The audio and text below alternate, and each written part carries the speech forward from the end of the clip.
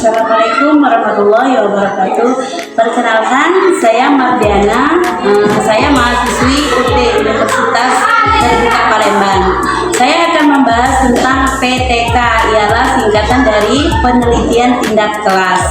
Nah, langsung saja kita masuk pembahasan kesimpulan tindak lanjut.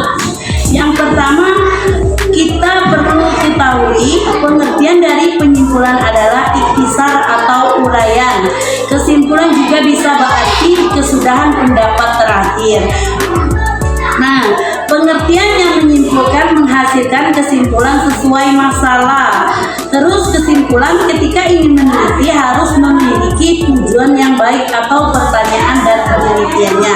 Nah, langkah-langkah pembuatan kesimpulan yang pertama, cermati tujuan penelitian sehingga paham benar apa yang akan dicari dalam peneliti. Yang kedua, cari temuan atau deskripsi temuan berdasarkan hasil analisis data, pasangkan antara tujuan dan hasil temuan.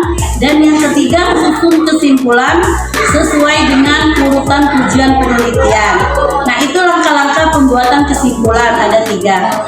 Bagaimana melanjutkan PTK? Tindakan yang kita lakukan, yang pertama pengertian, kesimpulan dan saran. Oke, kita akan memasuki penelitian tindakan kelas. Ketika kita merumuskan hasil PTK, saran adalah dibuat secara jelas. Kesimpulan dan saran itu jangan sampai keluar dari topik pemahaman, karena sebuah penelitian mekanisme sesuai prosedur yang ada. Saran mempunyai sasaran yang sangat jelas. Namanya saran harus 7 poin aja ya. Nah, makanya kesimpulan dan saran tidak boleh melewatkan pembahasan. Setelah penelitian dibuat, pastinya ada tindakan lanjut. Alangkah baiknya adanya tindakan lanjut. Dari itu makanya saran itu sangat penting ya. Saran itu sangat penting. Namanya kesimpulan harus singkat. Tentukan pada siapa peran itu akan ditentukan, makanya sasaran kita harus pas.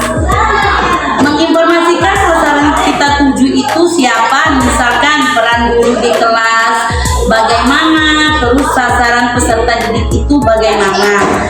Makanya kita harus memakai kalimat yang tegas supaya bisa dipahami oleh seseorang yang menjalankan tindakan kelas.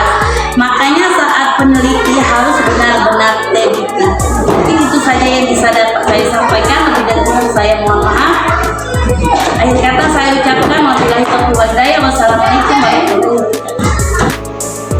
Perkenalkan, nama saya Lita Libriani.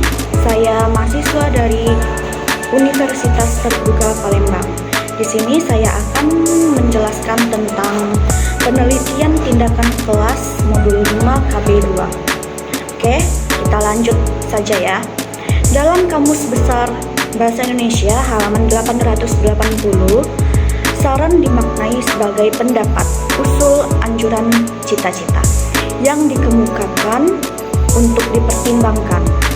Dalam kaitan PTK, saran merupakan pemikiran yang diajukan oleh guru peneliti untuk menindaklanjuti hasil penelitinya. Rambu-rambu pembuatan saran. Ada beberapa rambu-rambu. Yang pertama, saran harus sesuai dengan kesimpulan dan hakikat penelitian yang kita lakukan. 2. Saran harus mempunyai sasaran yang jelas, artinya pembaca harus tahu kepada siapa saran yang ditujukan. Ketiga, saran untuk menindaklanjuti hasil PTK sebaiknya bersifat konkret dan operasional. Keempat, saran harus juga mempertimbangkan metodologi atau prosedur penelitian yang dilaksanakan, serta bidang studi yang diajarkan. 5. Saran yang dibuat haruslah merupakan pemikiran yang cukup penting untuk memperbaiki pembelajaran. Oke. Selanjutnya, langkah-langkah membuat saran tindak lanjut. Ada beberapa contoh. Yang pertama, 1. Cermati kesimpulan yang sudah dibuat.